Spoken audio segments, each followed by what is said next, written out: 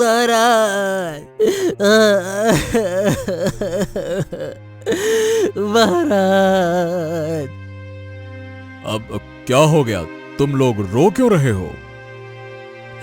महाराज, मेरी पत्नी और मिंटू को दवाई में मिलाकर जहर दिया गया है। आप दोषी को कड़ी से कड़ी सजा सुनाइए। पुराने जमाने की बात है। काशी में एक राणा प्रताप नामक राजा राज्य करता था।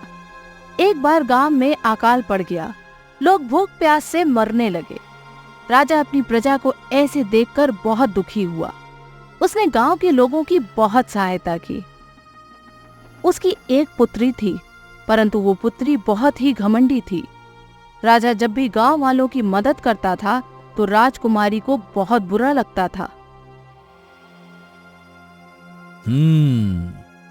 तो इस बार लंबे समय से वर्षा नहीं हुई है, जिस कारण अकाल पड़ गया है। बीमारी और भूखमरी ने काशी में अपना डेरा जमा लिया है। पर आप लोगों को चिंता करने की जरूरत नहीं है। आपका राजा आपके साथ है। भोजन करेगा तो आपके साथ करेगा। भूखा रहना पड़ा तो भूखा भी रहेगा। महाराज की जय हो, महाराज की जय हो, महाराज की जय हो, महाराज की जय हो।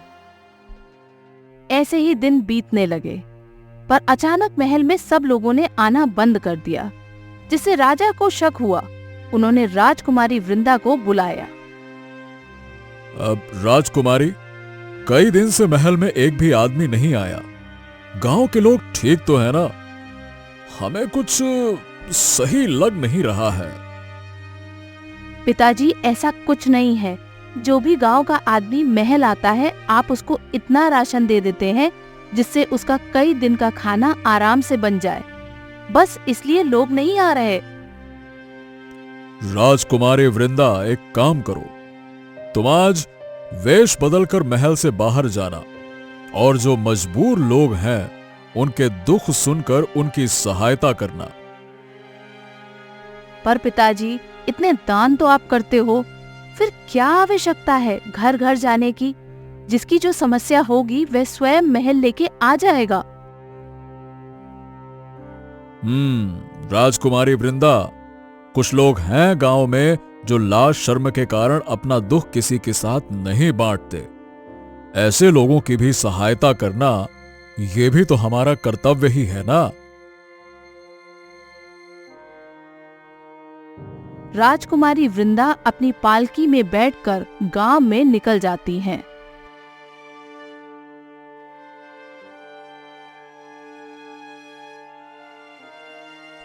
राजकुमारी वृंदा, आप अपनी शाही बग्घी में निकली हैं। आपको देखते ही लोग पहचान जाएंगे। हाँ कोमल, मैं चाहती हूँ गांव का हर आदमी मेरे सामने झुक कर रहे, मेरा आदर करे, मेरे इतने अच्छे कपड़े गहने देखे, मेरा हुस्न देखे। अगर मैं वेश बदल कर आती तो कौन मुझे पहचानता? मुझे अपनी सुंदरता और रख रखाव से बहुत प्रेम है। गांव वालों के दुख दर्द सुनने के लिए मैं अपनी वेशभूषा नहीं बदल सकती। परंतु राजकुमारी, महाराज को पता लग गया तो? तुम चिंता मत करो, उसके लिए हमने पहले से ही कुछ सोच के रखा है।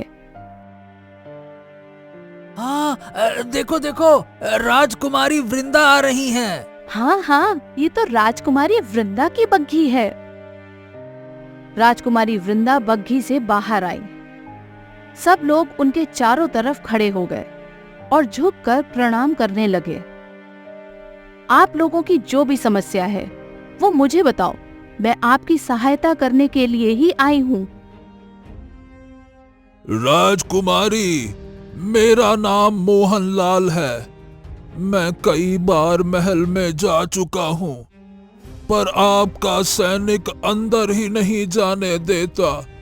राजकुमारी, हमारी मदद कीजिए। इतने सालों से महाराज ने हम गांव वालों का बहुत ख्याल रखा है।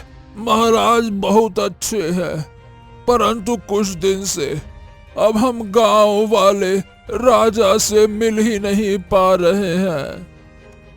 तुम्हारी क्या समस्या है?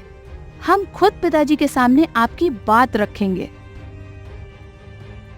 राजकुमारी, मेरी पत्नी बहुत बीमार है, उसको दवा की जरूरत है। अरे गांव में अब कोई भी दवा वैद्य के पास नहीं है। अगर सही समय पे दवा ना दी गई तो बीमारी और बढ़ सकती है। कुछ कीजिए राजकुमारी, कुछ कीजिए। ठीक है, आज रात से पहले आपके घर दवा पहुंच जाएगी। राजकुमारी, मेरा पोता भी बहुत बीमार है। उसके माँ और पिताजी दोनों का देहांत हो गया। उसके सिवा मेरा दुनिया में कोई नहीं है। अगर उसको कुछ हो गया तो मैं जीते जी मर जाऊंगी। चिंता करने की बात नहीं है। आप लोगों के घर आज ही दवा और खाना पहुंच जाएगा। अभी आप अपने अपने घर जाओ।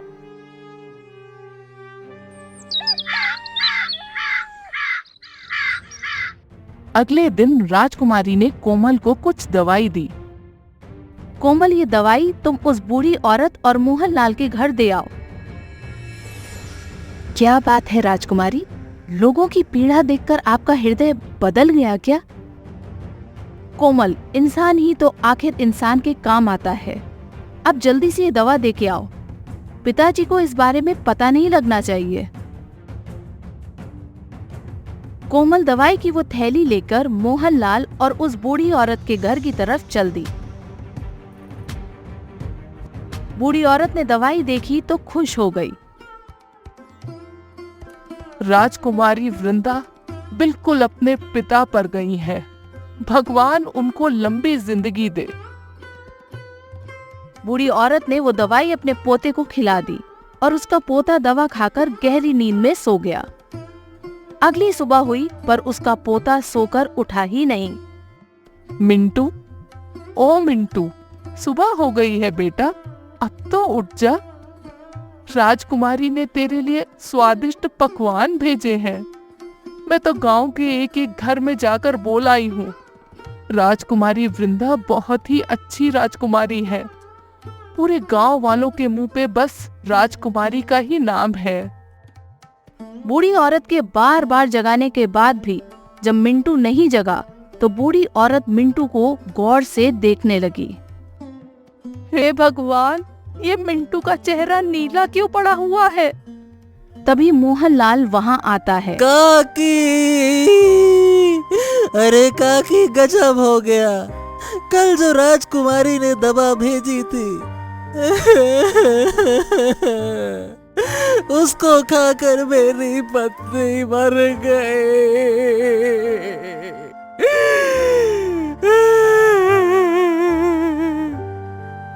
बावला हो गया है क्या?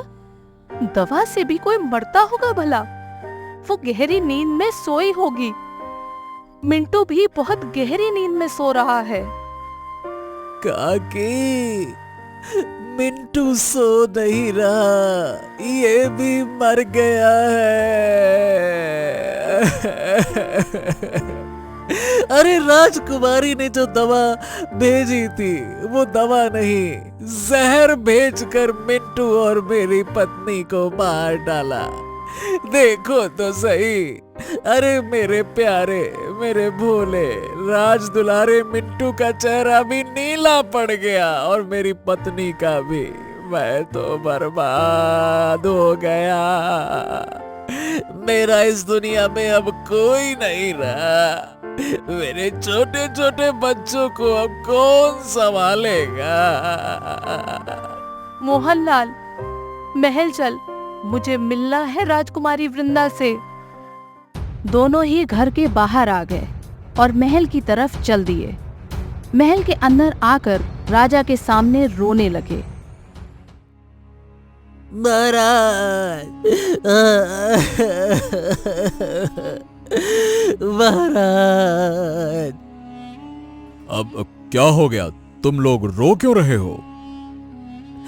महाराज, मेरी पत्नी और मिंटू को दवाई में मिलाकर जहर दिया गया है। आप दोषी को कड़ी से कड़ी सजा सुनाइए। दोनों ने मिलकर राजा को राजकुमारी वृंदा की पूरी बात बता दी।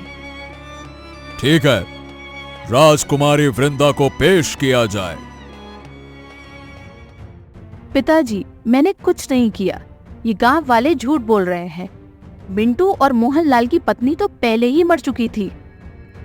भगवान के कहर से डर राजकुमारी वृंदा, तूने मेरी गोद उजाड़ दी। मेरे बुढ़ापे की लाठी था मेरा मिंटू। तूने उसको मुझसे छीनकर अच्छा नहीं किया।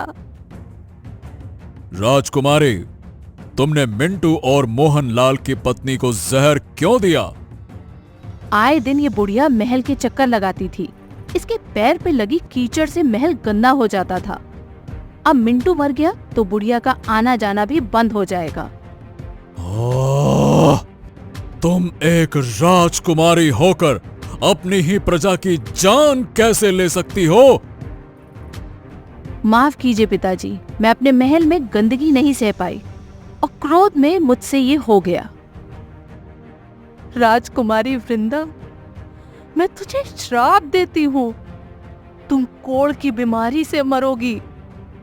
नहीं नहीं, आप मुझे श्राप मत दीजिए। बूढ़ी औरत और मोहनलाल वहां से चले गए। कुछ दिन बीतते ही राजकुमारी वृंदा को कोढ़ की बीमारी हो गई। अपनी संतान को ऐसे हाल में देखकर हमसे रहा नहीं जाता। कोई दासी भी राजकुमारी के आसपास नहीं भटकती, सब उनसे दूर भागते हैं। कोई तो रास्ता होगा ना महाराज, जिससे राजकुमारी पहले जैसी हो जाए। आप तो काशी के राजा हैं, कोई तो वैद्य ऐसा होगा जो हमारी राजकुमारी को ठीक कर दे। हम भी वही सोच रहे हैं। वो बूढ़ी औरत भी मर गई। अगर वो जिंदा होती तो हम उसके पैर पकड़ लेते और अपनी राजकुमारी को उसके श्राप से मुक्त करा देते। महाराज, हमने सुना है बुरानगढ़ में एक शिवा नाम का साधु रहता है और उसकी बोली हुई बात सत्य होती है। क्यों ना एक बार राजकुमारी का उपचार साधु बाबा से कराया जाए?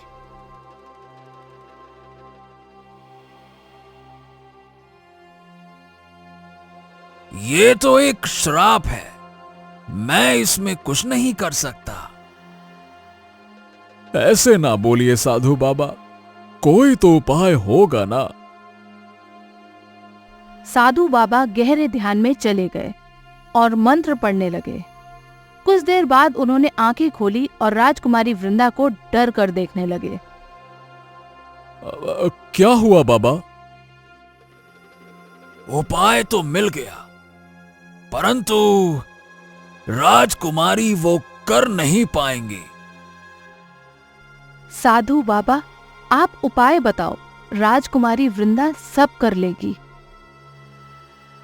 यदि राजकुमारी वृंदा सावन के महीने में स्वयं प्रातःकाल गांव के सारे लोगों के पैर को धोएं और उनके चरणों की धूल को अपने माथे पे लगाएं, तो उनको इस बीमारी से निजात मिल सकती है।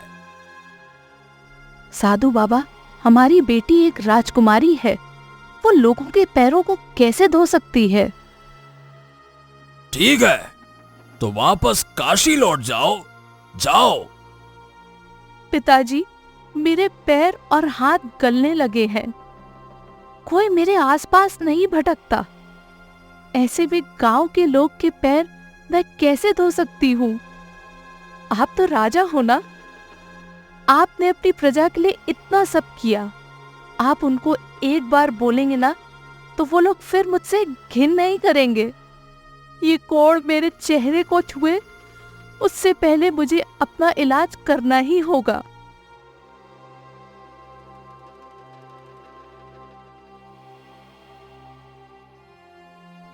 महल आकर वो लोग सावन के महीने की प्रतीक्षा करने लगे। राजा ने गांव के लोगों को साधु बाबा की बोली हुई बात बताई, जिसे गांव वालों ने राजा की बात मान ली। जहां एक तरफ राजा और रानी बहुत दुखी थे कल के दिन को लेके, तो वहीं राजकुमारी वृंदा सुबह होने की प्रतीक्षा कर रही थी।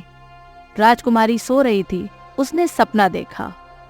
राजकुमारी वृंदा मेरे श्राप से आज तक तो मुक्त नहीं हो पाई है। काकी, मुझे माफ कर दो। मैंने अपने किए की सजा भुगत ली है। मैं लोगों के पैर पे लगी धूल से जितनी घिन करती थी, कल वो धूल मुझे अपने माथे का टीका बनाना है।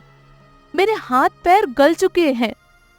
मुझे अच्छे से समझ आ गया है, जो लोग दूसरों से घिन करते हैं, भगवान उनको खुद ही ऐसी बीमारी दे देते हैं। तुझे तेरी गलती का एहसास हो गया। तूने जो किया वो गलत था। तू अपनी सजा काट चुकी है। अब समय आ गया है। मैं अपना दिया हुआ श्राप वापस लेती हूँ।